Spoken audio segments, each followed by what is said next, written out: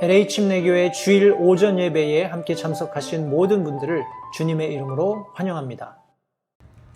우리 오늘 성도님들과 함께 나눌 말씀은 계속해서 베드로 후서 있는 말씀입니다. 1장 오늘은 13절부터 15절, 13, 14, 15 우리 세 절의 말씀을 함께 나누게 될 텐데요.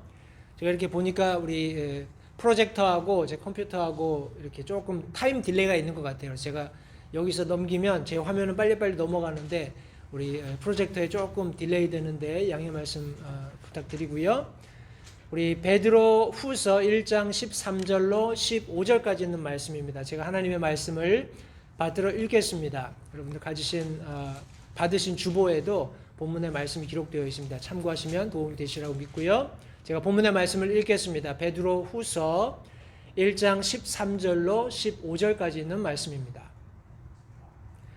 참으로 내가 이 장막에 있는 동안에 너희가 기억하게 하여 너희를 일깨우는 것이 합당한 줄로 생각하노니 이는 우리 주 예수 그리스도께서 내게 보여주신 것 같이 내가 머지않아 반드시 이 장막을 벗어야 할 줄 알기 때문이라. 또한 내가 떠나간 뒤에도 너희가 항상 이것들을 기억할 수 있도록 내가 애쓰리라. 오늘 본문의 말씀을 가지고 성공하는 삶을 위한 조언, 이런 제목으로 함께 말씀을 나누도록 하겠습니다. 말씀을 위해서 잠시 기도하겠습니다. 살아계신 아버지 하나님 감사합니다. 오늘 복된 주일 사랑하는 성도들과 함께 하나님의 말씀 나눌 수 있는 이 놀라운 특권을 이 시간 다시 한번 감사드립니다. 세상이 어찌 요동하든지 세상이 어찌 변해가든지 불변하시는 진리의 말씀을 가지고 함께 교제하며 하나님께서 약속하신 예수 그리스도의 제 이름을 고대하는 마음으로 함께 모여 사랑하는 성도들과 하나님의 말씀의 떡을 떼며 교제할 수 있는 것이 얼마나 크고 놀라운 축복인지요. 하나님, 우리가 이 시간을 가벼이 여기지 않도록 도와주시고 세상이 어찌하든지 우리는 하나님의 말씀에 귀를 기울이고 그 말씀을 붙들고 이 세상을 살며 마지막 때를 맞이해야 하리라고 믿습니다. 주님께서 약속하신 그 재림이 임박함을 이 세상이 증거하고 있습니다. 하나님, 마지막 때를 보면서 더욱 함께 모이기에 힘쓰고 하나님의 말씀을 굳게 붙드는 우리 모두가 될 수 있도록 주님 선대해 주시기 원합니다. 이 아침에 함께 나누게 될 말씀을 주님께서 축복하시고 이 말씀을 통해서 다시 한번 우리의 영을 새롭게 하심으로 우리가 더 분명히 더 클리어한 그런 눈을 가지고 하나님과 하나님의 약속들을 바라보며 이 세상을 살아갈 수 있도록 도와주시기 원합니다. 말씀 전하는 소정을 주님께 의탁드리오니 주님께서 용처대로 사용하시고 모든 영광을 하나님께서 홀로 받으시기를 다시 한번 간절히 바라올 때 예수님의 귀하신 이름으로 기도했습니다. 아멘. 자리에 앉으십시오.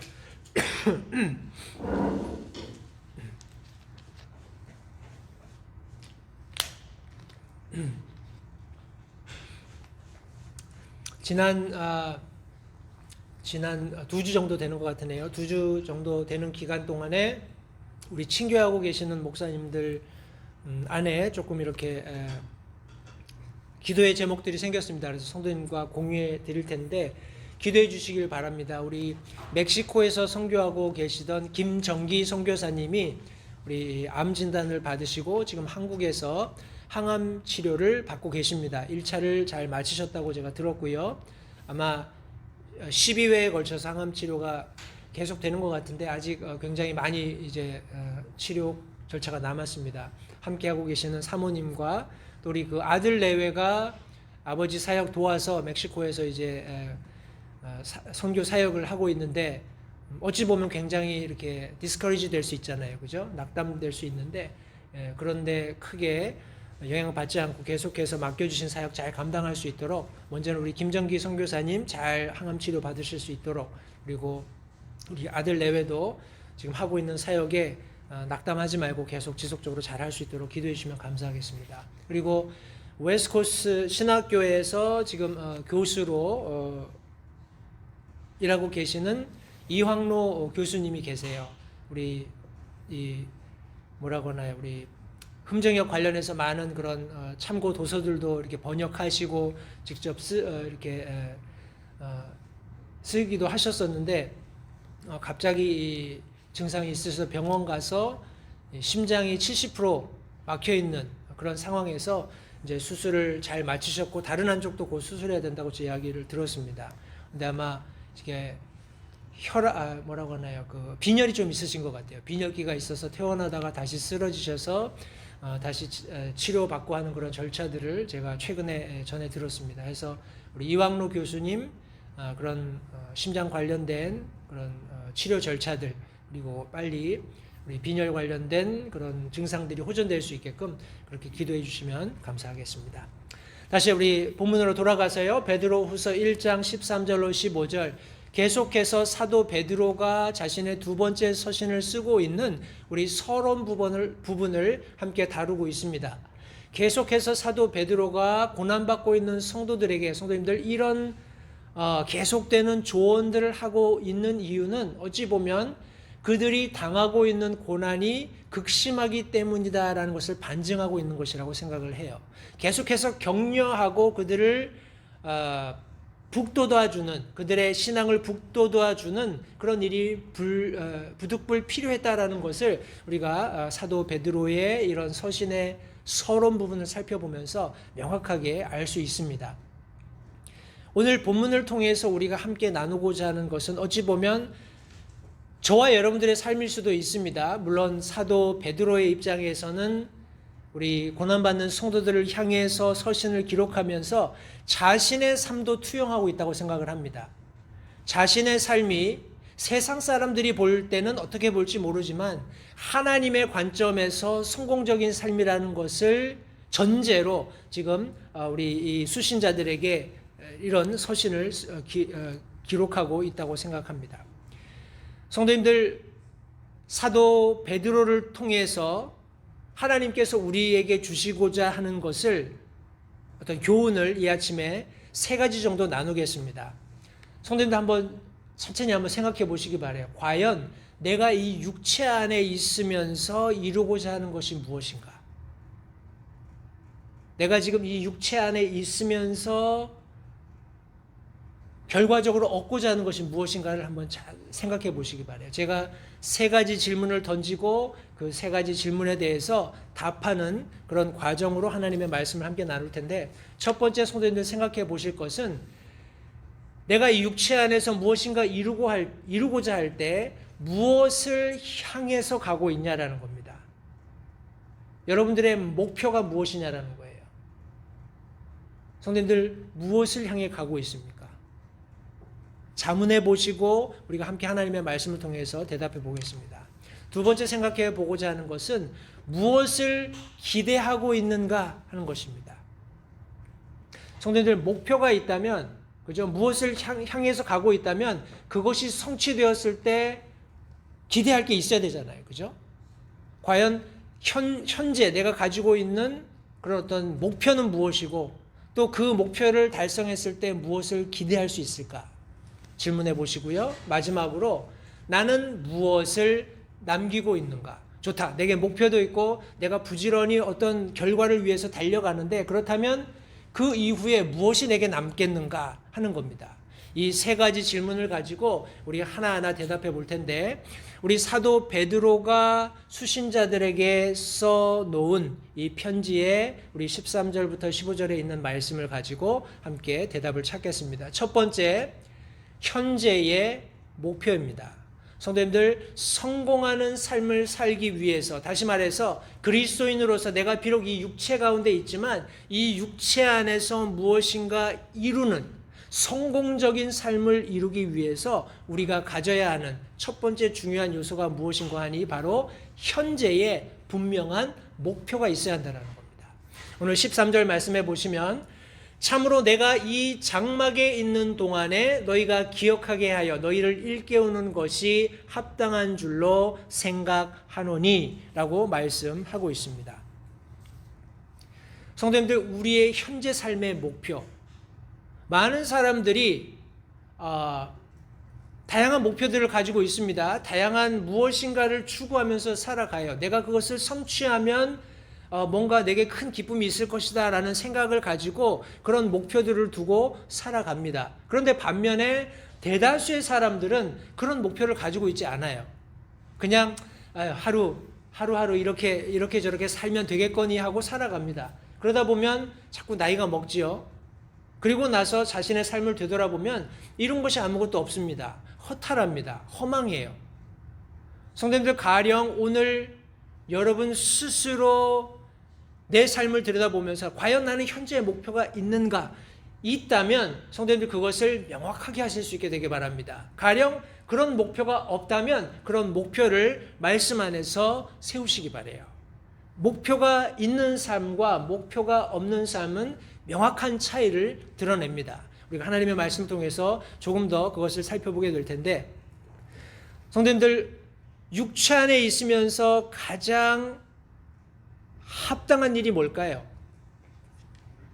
육체 안에 있으면서 내가 가장 뭐라고 할까요? 우선시해야 하는, 아니면 내가 마땅히 가져야 하는 목표가 있다면 과연 그것이 무엇일까요? 우리 사도 바울의 얘기를 한번 들어보겠습니다. 우리 빌립보서 1장 21절부터 24절 말씀에 보시면, 내게는 사는 것이 그리스도시요 죽는 것이 이득이니라. 그러나 내가 육체 안에 산다면 이것이 내 수고의 열매니라. 그럼에도 내가 무엇을 택할지 알지 못하노니 떠나서 그리스도와 함께 있기를 바라며 내가 둘 사이에 끼어 있느니라.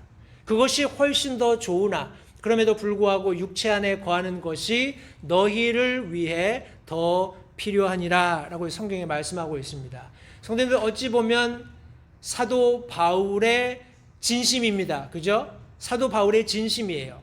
내게 사는 것이 그리스도고 그렇기 때문에 죽는 것이 내게는 더 이득이다. 그런 말씀을 해주고 있어요. 내가 육체를 떠나서 그리스도와 함께 있는 것이 내가 선택할 수 있는 가장 큰 이득인데 지금 내가 교회도 돌봐야 하는 그런 둘 사이에 끼어 있다는 겁니다. 그러면서 마지막 부분에 보시면 이것이 훨씬 더 좋지만, 내가 육신을 떠나서 그리스도와 함께 있는 것이 훨씬 더 좋지만 그럼에도 불구하고 육체 안에 거하는 것, 내가 지금 이 육체 안에 있으면서 추구할 수 있는 가장 합당한 일이 있다면 너희를 위해서 힘쓰는 것, 너희를 위해서 더 필요한 그 일을 내가 선택하겠다라고 말씀해 주고 있는 겁니다. 자신의 이득이나 이익에 집착하지 않고 하나님께서 부르신 부르심, 혹은 하나님께서 나를 위해 주신 목표에 우선순위를 두고 살아가는 사도 바울의 모습이 여기 지금 빌립보서 1장 말씀에 잘 기록되어 있는 것입니다. 성도님들, 여러분들의 삶 속에서 이 육체 안에 있는 삶 가운데 저와 여러분들이 가져야 하는 가장 현실적인 목표가 있다면 나의 유익, 나의 이익을 추구하는 것이 아니라 하나님께서 나를 부르신 부르심에 합당한, 하나님께서 내게 주신 목표를 설정하는 것이라는 사실을 성도님들 잊지 마시기 바라요.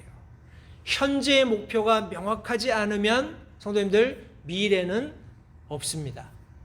그죠? 지금 내가 오늘을 어떻게 살지 정확하게 계획하지 않으면 내일은 오늘과 다를 바가 없다라는 겁니다. 그렇게 우리의 시간을 허비할 뿐이에요. 오늘 내 목표를 세우고 그것을 달성하면 내일은 또 다른 목표를 세우고 그것을 달성하면서 우리가 점점 성장해 갈 수 있는 겁니다. 하나님께서 우리에게 주신 목표, 내 이득이 아니라 하나님께서 내게 주신 목표, 하나님께서 나를 부르신 부르심에 합당한 그런 삶을 살 때 성도님들, 우리는 성장해 가는 것입니다. 그런 것이 현재의 목표가 되어야 한다는 사실을 잊지 마시기 바라요. 성도님들, 저와 여러분들이 사는 삶은 제한적인 삶입니다. 그런데 많은 경우에 사람들이 저를 포함해서 속고 사는 것 같아요. 그죠? 마치 우리가 천년만년 살 것 같이 그렇게 우리의 삶을 살아갑니다. 그런데 절대 그렇지 않은 것을 성경은 말씀해 주고 있습니다. 우리는 잠시 있다가 사라지는 안개와 같은 존재들입니다. 오늘 피었다가 내일 아궁이에 던져지는 그런 들풀 같은 존재들인 것을 성경이 말씀하고 있습니다. 성도님들, 내가 사랑하는 아내, 내가 사랑하는 남편, 자녀들, 부모님, 형제들, 직장 동료들, 우리 이웃 사촌들, 우리가 살아있는 동안이에요. 그죠? 우리가 살아있는 동안에 그들과의 관계 속에서 내가 어떻게 처신해야 할 것인지, 내가 어떻게 그들에게 선한 영향력을 미칠 것인지를 결정하고 그것을 실행하지 않는다면 성도님들, 우리는 우리의 삶을 지금 허비하고 있는 것입니다.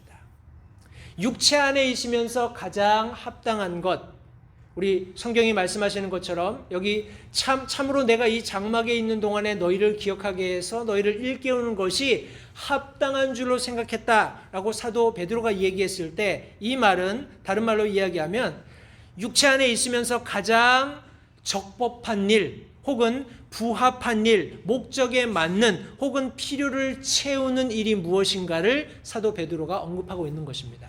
하나님께서 내게 세워주신 이 말씀의 법의 근거에서 가장 적법한 삶이 무엇인가? 하나님의 부르심에 부합한 것이 무엇인가? 하나님이 주신 목적에 맞는 삶이 무엇인가? 하나님께서 필요로 하실 때 그 필요를 채우는 삶이 무엇인가를 설명하고 계시는데, 이 성경 말씀에 의하면 기억하여 너희를 일깨우는 일이다 라고 말씀했습니다. 여기 일깨운다라는 말은 제가 자주 인용해 드리는데 영어 표현으로 stir up입니다.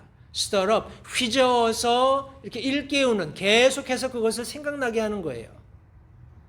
성도님들 한번 생각해 보십시오. 우리 이제 지금 끝났나요? 그 올림픽이, 동계올림픽이.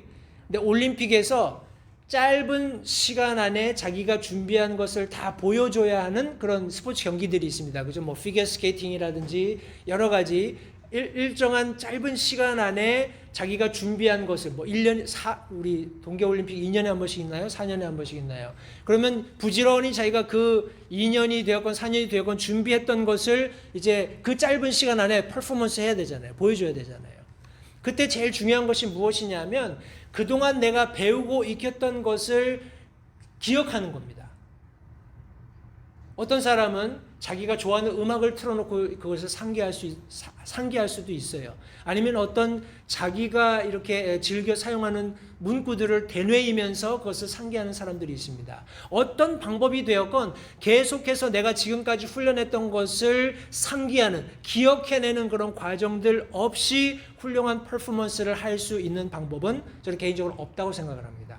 가르침을 받았다면 그 가르침이 내 것이 되게 계속해서 그것을 기억해야 해요. 사도 베드로는 그 중요성을 알았습니다. 해서 고난받고 있었지만 고난받는 성도들에게 너희들이 배운 것, 지금까지 계속해서 내가 들려주었던 하나님께서 어떤 분이시며 하나님께서 우리에게 무엇을 기대하시며 얼마나 놀라운 구원을 베풀어 주셨으며 얼마나 위대한 약속들을 주셨는가를 계속해서 기억하게 하는 것, 그래서 너희들을 일깨우는 것이 내게 가장 합당한 일이다, 적법한 일이다, 내 삶의 목적과 부합한 일이라는 것을 기억하고 지금 여기 고난받는 성도들을 격려해주고 있는 것입니다. 이런 일이 사도 베드로에게 있었죠. 실제적으로 요한복음 21장 17절 말씀해 보시면 세 번째 그에게 이르시되, 예수님께서 계속해서 바요나 시모나, 요나의 아들 시모나, 네가 나를 사랑하느냐 계속 물어보셨어요. 그런데 여기 17절 말씀에는 세 번째 그에게 이렇게 질문하십니다.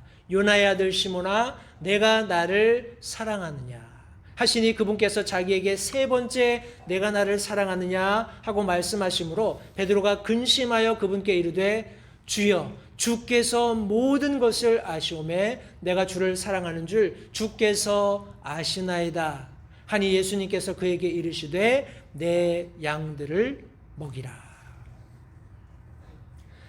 성도님들, 이 말을 들었을 때 베드로가 가졌을 그 번민, 고통, 아픔을 한번 생각해 보십시오. 예수님께서 닭 울기 전에 내가 나를 3번 부인하겠다라고 얘기했을 때 그런 소리 하지 마십시오. 내 목에 칼이 들어와도 나는 절대로 예수님 부인 안 할 겁니다 라고 했던 베드로가 예수님께서 말씀하셨던 그대로 닭 울기 전에 3번 그분을 부인하는 일을 저질렀습니다. 그죠? 그리고 나서 지금 예수님 십자가에 달려 돌아가신 이후에 지금 제자들이 흩어져 있으면서 저들의 삶을 스스로 개척해 보려는 노력 하고 있었던 와중에 예수님께서 그를 찾아오셔서 그를 3번 지금 회복해 주시는 과정이에요. 마지막 그 질문을 던졌을 때 말씀에서처럼 베드로가 근심했다라고 말씀하고 있습니다.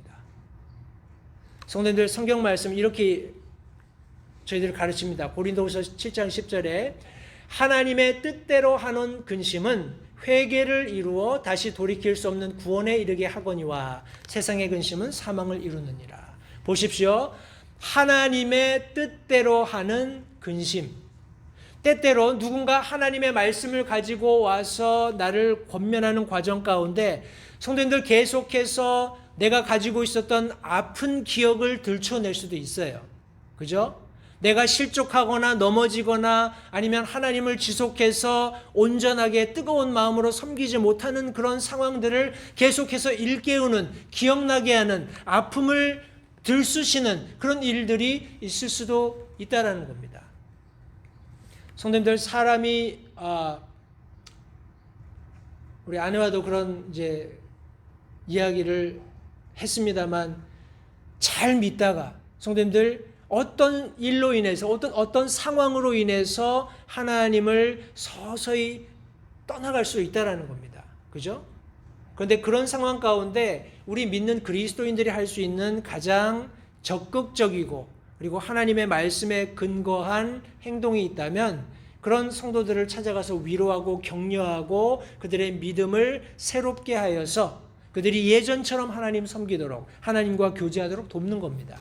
그런데 그런 과정에서 성도님들 어떤 의미에서는 여기 지금 성경이 말씀하고 있는 것처럼 그들의 기억을 새롭게 해줘야 돼요. 일깨워 주어야 합니다. 하나님의 사랑이 어떤지, 하나님께서 우리에게 얼마나 놀라운 구원을 주셨고 우리에게 얼마나 위대한 약속들을 주셨는가. 성도님들 그런 것들을 일깨우는 과정 속에서 개별적으로는 우리 사도 베드로가 그랬던 것처럼 근심스러운, 고통스러운 어떤 기억들을 끄집어내야 할 때도 있다라는 겁니다. 그런데 하나님의 뜻대로 그런 근심을 하게 되면 회개에 이른다고 성경이 말씀하고 있습니다. 회개에 이르면 다시 돌이킬 수 없는 구원에 자기 자신을 단단히 묶어매는 역할을 하는 거예요. 그런 회복이 있을 때 성도님들 새로운 목표가 생기는 겁니다. 현재 내 삶이 내가 지금 잘못됐구나. 내가 하나님을 떠나 있구나. 내가 하나님께로부터 멀어져 있구나. 자각하고 다시 하나님께 되돌아갈 수 있는 새로운 목표가 생긴다는 겁니다. 성도님들 기억하십시오. 하나님의 뜻대로 하는 근심은 회개를 이룹니다. 그리고 돌이킬 수 없는 구원으로 우리를 이끌어간다는 사실을 잊지 마시기 바라요. 세상 일들 때문에 근심하고 걱정하지 마십시오. 그것은 결국 우리에게 하나님을 등지게 하는, 하나님께로부터 멀어지는 그런 결과를 가져올 따름입니다. 성도님들 다시 한번 우리의 현재 삶에 우리가 어떤 목표를 가지고 있는지 자문해 보시기 바라요. 성경은 우리가 공의롭고 정의롭고 옳고 무해하고 더 나아가서 거룩한 삶을 살 수 있는 그런 목표를 세울 것을 말씀하고 있습니다. 이것은 분명한 목표를 향해서 내가 깨어있지 않으면 불가능한 일입니다. 성도님들 다시 한번 내 삶의 목표, 현재의 목표를 재점검하실 수 있게 되기를 바랍니다. 현재의 목표가 없으면 절대 성공하는 그리스도의 삶을 살 수 없습니다. 오늘 본문에서 두 번째 사도 베드로가 우리에게 알려주고 있는 성공하는 삶을 살기 위한 두 번째 조언은 성도님들 저와 여러분들에게 확실한 소망이 있어야 합니다. 확실한, 확고한, 명확한 소망이 있어야 합니다. 우리 14절 말씀해 보시면 이는 우리 주 예수 그리스도께서 내게 보여주신 것 같이 내가 머지않아 반드시 이 장막을 벗어야 할 줄 알기 때문이다 라고 말씀하고 있습니다. 성도님들 제가 질문하겠습니다. 여기 성경 말씀해 보시면 사도 베드로는 내가 머지않아서 반드시 이 장막, 이 육체를 벗어버릴 날이 있다 라고 말씀하고 있어요.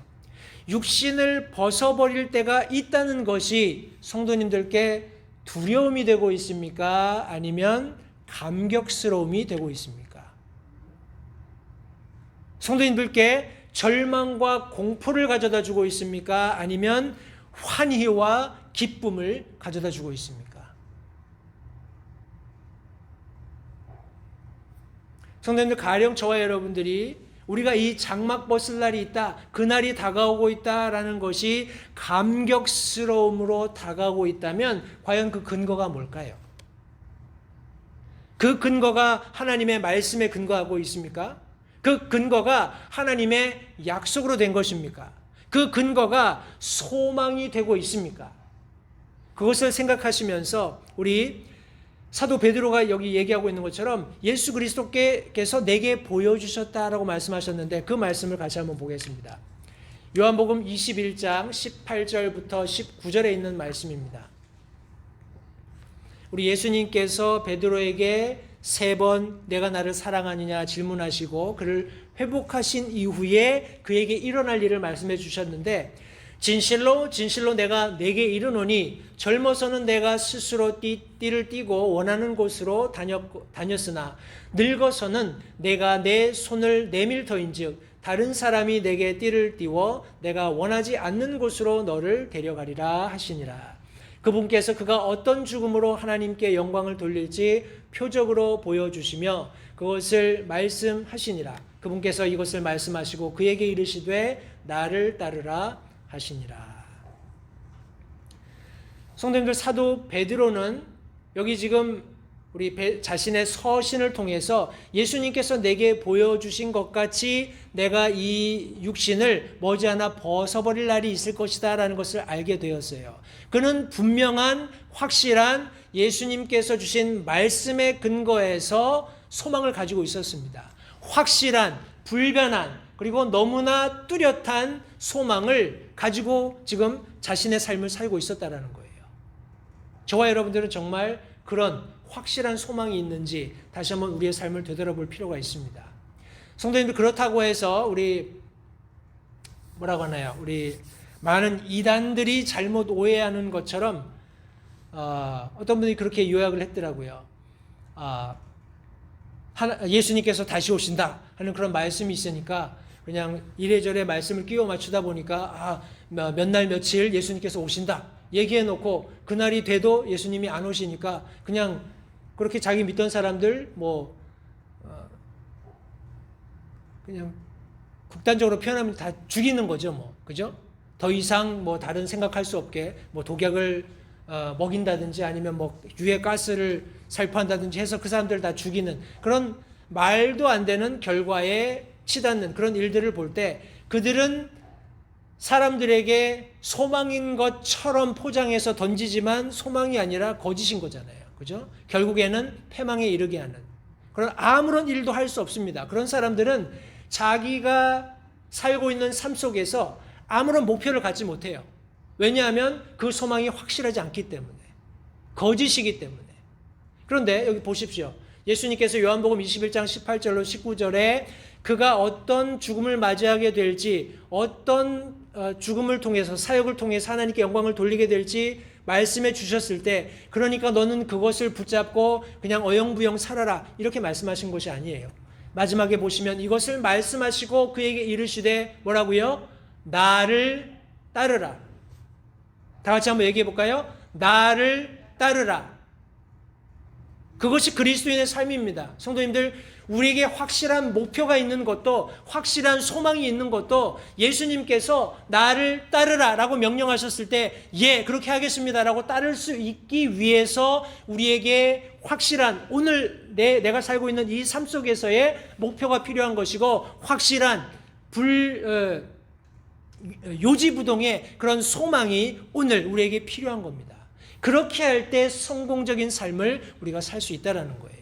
돈을 많이 벌고 높은 위치에 오르고 세상 사람들이 나를 좋게 평가해주는 그것이 성공하는 그리스도인의 삶이 아니라는 것을 잊지 마시기 바랍니다.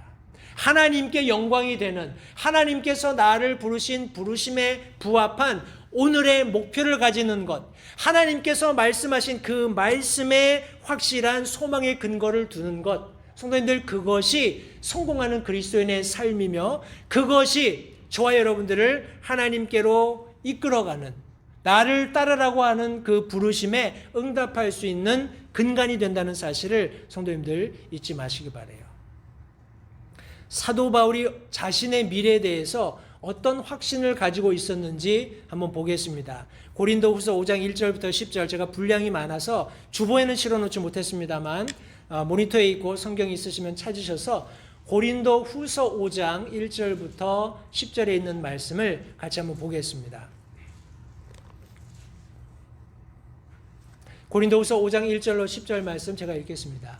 만일 땅에 있는 우리의 이 장막집이 해체되면, 우리 사도 베드로와 일맥상통한 그런 표현을 쓰고 있습니다. 이 장막집, 이 땅에 있는 장막집이라고 우리 사도 바울은 언급을 했습니다. 만일 땅에 있는 우리의 이 장막집이 해체되면 하나님의 건물, 곧 손으로 지은 집이 아니요 하늘들에 있는 영원한 집이 우리에게 있는 줄 우리가 아느니라. 우리가 이 장막에서 신음하며 하늘로부터 오는 우리의 집으로 옷 입기를 간절히 원하노니 우리가 옷 입고 있으면 벌거벗은 채 드러나지 아니하리라. 이 장막에 있는 우리가 짐을 진 채 신음하는 것은 벗고자 함이 아니요 입고자 함이니 이것은 죽을 것이 생명에게 삼켜지게 하려 함이라. 그런데 바로 그 일을 위하여 우리를 다듬으시고 또한 우리에게 성령을 보증으로 주신 분은 하나님이시니라. 반드시 성취되겠죠. 반드시 일어납니다. 이것은 아무도 부정하거나 거부할 수 없는 것입니다. 그러므로 우리가 항상 확신에 차서 우리가 몸 안에서 집에 거하는 동안에는 주에게서 떨어져 있는 줄을 아노니 우리는 믿음으로 걷고 보는 것으로 걷지 아니하노라. 내가 말하노니 우리가 확신에 차서 원하는 바는 차라리 몸을 떠나 주와 함께 있는 그것이라. 사도 베드로와 똑같은 고백을 하고, 사도 바울이 우리 앞서 읽었던 에베소 서신에서와 똑같은 고백을 여기 해주고 있습니다. 그러므로 우리는 함께 있든지 떨어져 있든지 그분께서 받아주시는 자가 되려고 수고하노라. 우리 모두가 반드시 그리스도의 심판석 앞에 나타나리니 이로써 각 사람이 좋은 것이든 나쁜 것이든 자기가 행한 것에 따라 자기 몸 안에 이루어진 것들을 받으리라.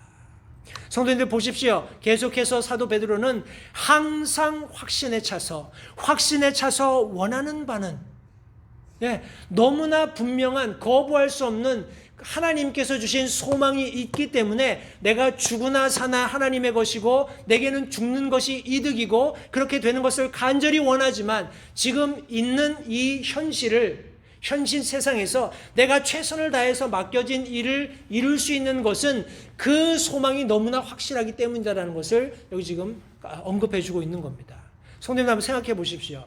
세상에 미련이 있는 사람이 천국을 사모할 이유가 있을까요? 세상에 애착을 두고 있는 사람이 죽고 싶겠습니까? 이 육신을 벗어버리고 싶겠어요? 진시 황제가 찾았던 게 뭐죠? 불로초죠. 안 늙고 싶었어요. 안 죽고 싶었어요. 왜? 자기가 누리고 있는 영화가 너무나 놀랍고 버리기 아까웠으니까요. 우리 그리스도인들 보십시오. 우리의 삶을 한번 보십시오. 성도님들, 우리 손에 들려진 것, 우리 말로는 하나님의 은혜입니다. 하나님께서 내게 주셨어요. 이야기하지요. 그러나 실제적으로 그것이 성도님들, 하나님께서 내게 주신 확실한 소망을 근거로 얼마든지 내어놓을 수 있는, 버릴 수 있는 것들인지 다시 한번 확인해 보시기 바라요. 세상에 애착을 두면 하늘의 것들이 눈에 안 들어옵니다. 우리 찬송 부르는 것처럼 초가삼간도 나는 만족하네. 값진 재물도 내게 없지만. 왜요? 하늘에 금은 보화가 있고 하늘에 예수님께서 나를 위해서 맨션을 만들고 계시다고 약속하셨기 때문에. 그런데 이 세상에 애착이 있으면 그게 눈에 안 들어옵니다. 현실이 중요해요. 캐시. 내 뱅크 어카운트에 동그라미가 땡땡땡땡 좀 더 많이 들어가고, 그죠? 좋은 옷 입고 좀 번듯하게 살고 사람들이 우러러보는 그런 삶 살고 싶어 합니다. 그러나 확실한 소망, 확고한 소망을 가지고 있는 삶은 성도님들 하늘의 것이 내게 더 큰 소망이 될 수 있고, 그런 소망을 가지고 살아가는 삶이야말로 성경이 말씀하고 있고 베드로가 지금 수신자들에게 권면하고 있는 성공하는 그리스도인의 삶이라는 사실을 다시 한번 기억하시기 바라요. 디모데 후서 4장 6절로 8절 말씀에 사도 바울이 자신의 영적인 아들에게 이렇게 권면합니다. 이제 내가 내 자신을 헌물로 드릴 준비가 되었고 나의 떠날 때가 가까이 이르렀도다. 내가 선한 싸움을 싸우고 나의 달려갈 길을 마치고 믿음을 지켰은즉 이후로는 나를 위하여 의의 관이 예비되어 있나니 주 곧 의로우신 심판자께서 그날에 그것을 내게 주실 것이요 내게만 아니라 그분의 나타나심을 사랑하는 모든 자들에게도 주시리라. 성도님들, 그날이 다가오고 있습니다. 그날이 저와 여러분들에게 반드시 주어질 것입니다. 우리가 구원받은 그리스도인들이라면 예수 그리스도의 의로우신 심판석 앞에 반드시 서게 될 것이고 우리의 행위에 따라서 그것이 좋든지 나쁘든지 보상받게 될 것을 성경이 말씀하고 있습니다. 성도님들, 오늘 우리 삶의 목표를 가져야 합니다. 그 삶의 목표를 가짐과 동시에 확실하고 불변하는 소망을 가져야 한다는 사실을 잊지 마시기 바라요. 그렇게 사는 삶을 성경은 성공한 그리스도인이다 라고 평가하는 것입니다. 우리 사도 베드로가 마지막으로 오늘 본문 말씀에서 조언해 주고 있는 성공적인 그리스도인의 삶이 무엇인지 함께 살펴보고 마칠 텐데요. 수고의 결과를 염두에 두는 삶입니다. 수고의 결과를 염두에 두어야 합니다. 15절 말씀해 보시면 또한 내가 떠나간 뒤에도 너희가 항상 이것들을 기억할 수 있도록 내가 애쓰리라 라고 말씀하고 있습니다. 여기 사도 베드로가 내가 떠나간 뒤에 떠난다라고 이야기했을 때 성경 원어는 엑소더스입니다. 유명하죠. 우리 친숙한 단어죠. 우리 창세기, 출애굽기가 영어로 엑소더스입니다. 우리 그리스어로 내가 떠난다라고 했을 때 이 단어도 엑소더스입니다. 성도님들, 내가 이 육체를 탈출하는 벗어난 날이 있다라는 거예요. 그 날이 저와 여러분들에게 도래하고 있습니다. 그런데 여기 말씀해 보니까 그렇게 한 이후에 너희가 항상 이것들, 내가 지금 너희를 일깨우고 있는 이것들이 너희 마음속에서 계속 기억될 수 있도록 내가 애쓰겠다라고 성경에 말씀하고 있습니다. 성도님들, 지금 오늘날 저와 여러분들이 하고 있는 일들은 누구를 위한 것인가요? 그리고 어떤 결과를 남기게 될까요? 현세에 국한된 결과를 추구하고 혹시 내 유익만을 추구하고 있지 않은지, 이기적인 자기 만족을 위해서 수고하고 있지 않은지 한번 되돌아보시기 바랍니다.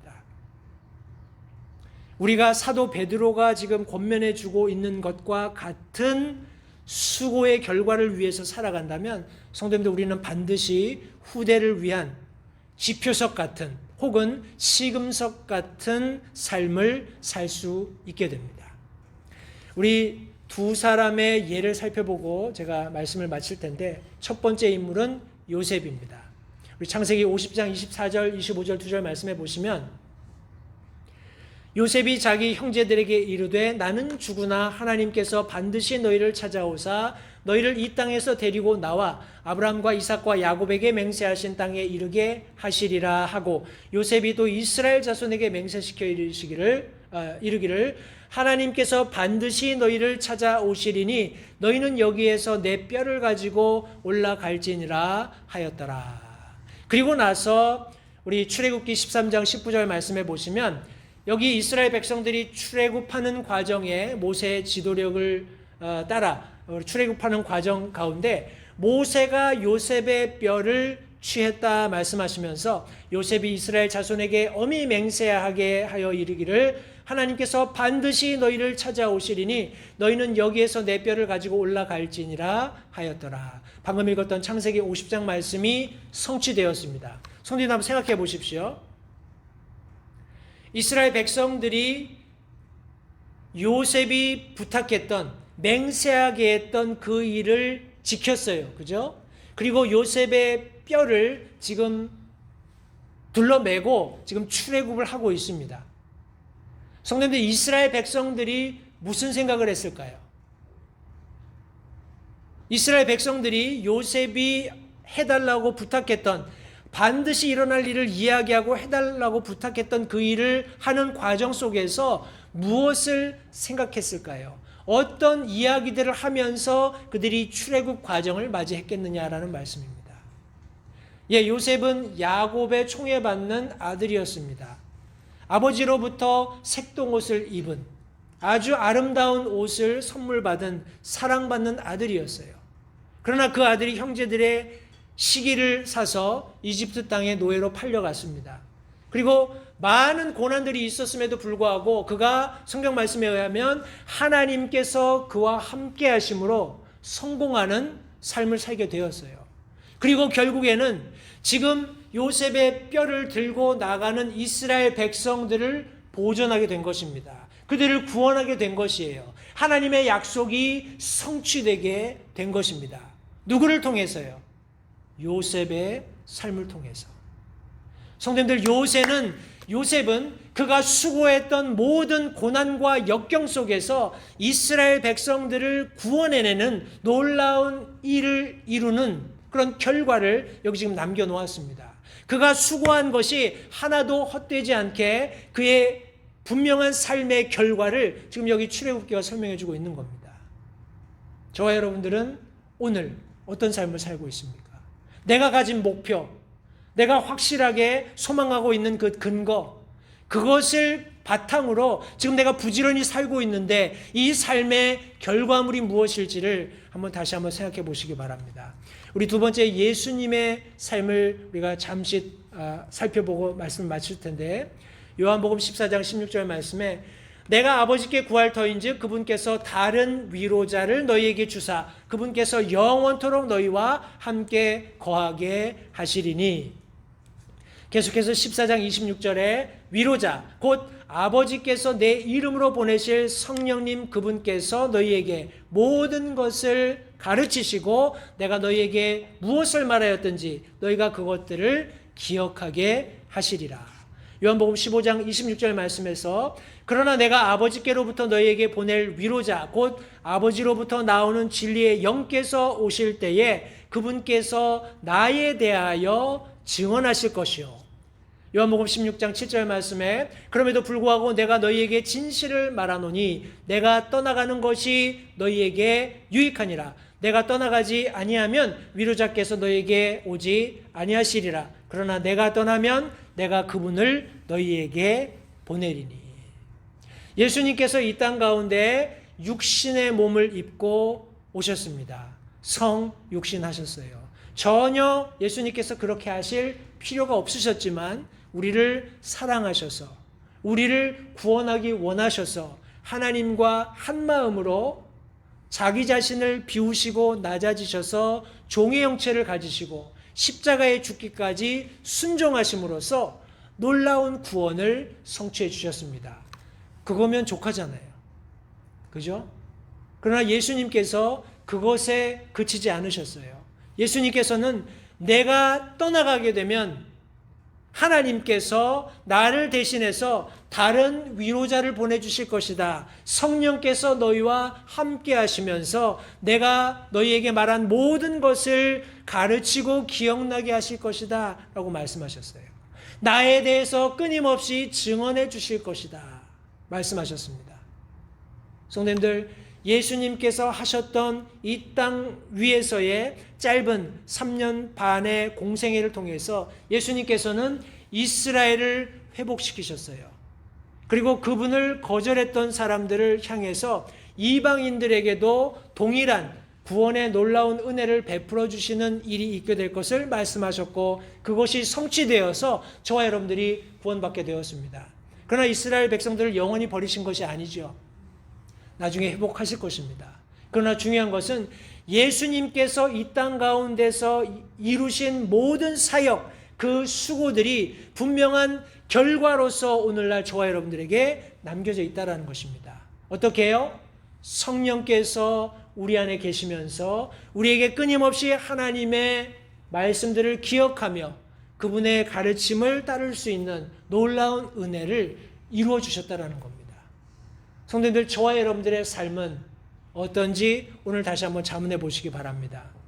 제가 던졌던 말씀 서두에 던졌던 질문들을 다시 한번 생각해 보시기 바라요. 과연 우리는 무엇을 향해 가고 있습니까?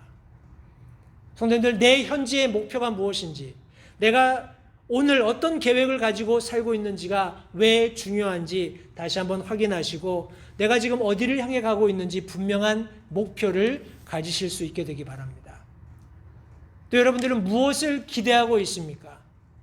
성도님들, 우리가 확실하고 흔들리지 않는 분명한 소망을 하나님의 말씀에 두었다면 성도님들, 이 세상 것에 연연할 필요가 전혀 없습니다. 이 세상에서 무엇인가를 기대할 필요가 없어요.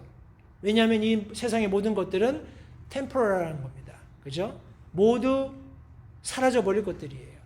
여기에 애착을 두는 것이 아닙니다. 확실한 소망이 어디에 있는지 성도님들 다시 한번 내 삶을 점검해 보시기 바랍니다. 마지막으로 우리가 함께 던졌던 질문은 과연 내 삶에서 나는 무엇을 남기고 있는가 하라는 거예요. 과연 성도님들, 우리가 수고한 것들에 어떤 결과가 있게 될지를 생각하면서 오늘 하루하루를 살아야 합니다. 그렇게 할 때 성경이 말씀하고 계시는 성공하는 그리스도인의 삶을 살 수 있게 되는 것입니다. 오늘 사도 베드로가 저와 여러분들에게 가르쳐 주었던 성공하는 삶을 위한 이 세 가지 조언을 기억하면서 현재의 목표를 다시 한번 재점검하시고 확실한 소망을 더 굳건히 해서 우리가 이 땅에서 행하는 모든 수고의 결과가 후대에 남게 되는 복된 그리스도인의 삶을 우리 모두가 살 수 있게 되기를 바랍니다. 기도하겠습니다.